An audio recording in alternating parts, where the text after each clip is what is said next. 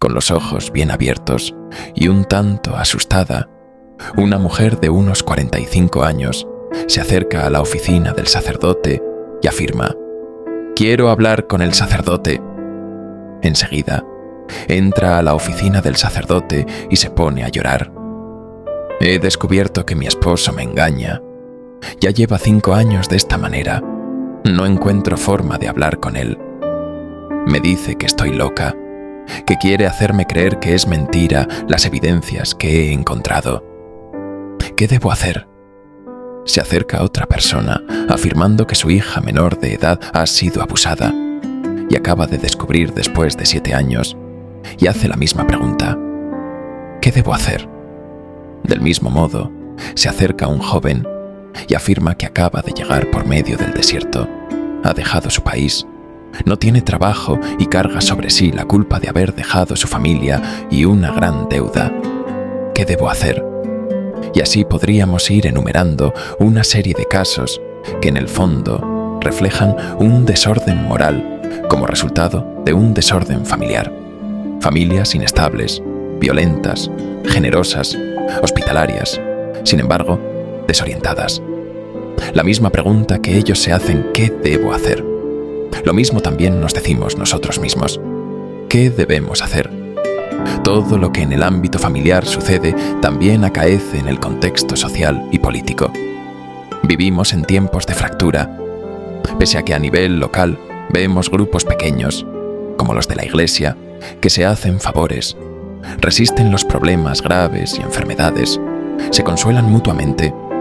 También tenemos políticos y líderes que hacen lo contrario. ¿Dónde encontrar o qué instituciones públicas se requieren para que prospere estas actitudes o virtudes? Podría ser mi parroquia. Sin embargo, ¿qué es lo que debilita estas pequeñas agrupaciones? Debemos seguir esperando que los líderes cumplan su trabajo y sus promesas para que renazca la bondad y la virtud. Lo que sí es cierto es que por más que la globalización haya calado a todos los niveles, nuestra identidad sigue siendo local. Comida, costumbre, fe, fiestas, etc. Incluso nuestras justificaciones para vida moral no van destinadas al conjunto del mundo, sino a personas concretas, de carne y hueso, y por las que nos preocupamos, aquellas que forman parte de nuestra vida. El universalismo moral parece difícil. Nos identificamos con aquello que nos hace distintos. Como hispanohablantes, nos identificamos con nuestra fe. Sabemos que nos hace distintos. Sabemos lo que debemos esperar de los políticos y de las instituciones públicas. Si lo que produce desorden moral es el desorden familiar, somos conscientes que ese orden no puede ni debe proceder de un liderazgo político. Debe proceder de aquel de quien procede nuestra identidad, de aquel al que le hicieron la misma pregunta: ¿qué debo hacer para alcanzar la vida eterna?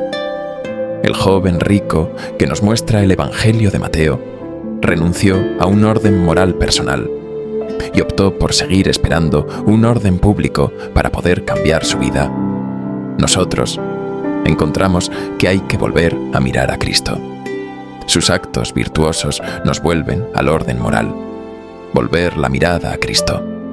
Josué, en el libro que lleva su nombre, hace una afirmación radical antes de entrar a la tierra prometida: yo y mi familia serviremos a Dios. A la pregunta ¿qué debemos hacer? Servir a Dios. Lo mismo preguntan a Jesús: ¿qué debo hacer? El joven rico había cumplido todo. La clave está en seguir a Jesús. No era suficiente cumplir con las normas, hacía falta ir más allá de los meros gustos y necesidades. Se requiere estar con Jesús. En un mundo dividido hasta extraño, lo más importante es la vinculación con la familia. Hacer todo para que la familia esté unida.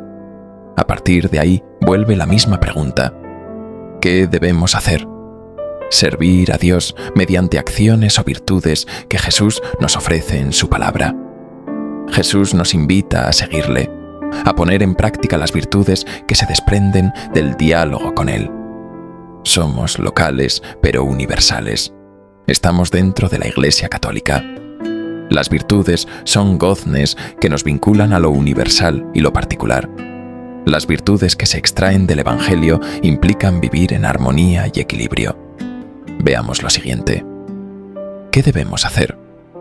Hacer actos que nos eleven a la eternidad, pero también considerando nuestra historia concreta y contextualizada. De lo contrario, cometemos el error de escapar de la realidad y olvidarnos de Dios. Los actos que practicamos nos llevan a vincularnos con la Iglesia universal y a comprometernos con nuestra Iglesia local.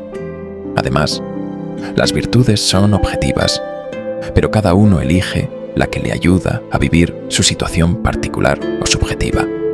En adelante, lo que pretendemos en estas reflexiones es describir a partir del Evangelio algunas virtudes que puedan servir para cultivar el orden moral católico y la unidad familiar.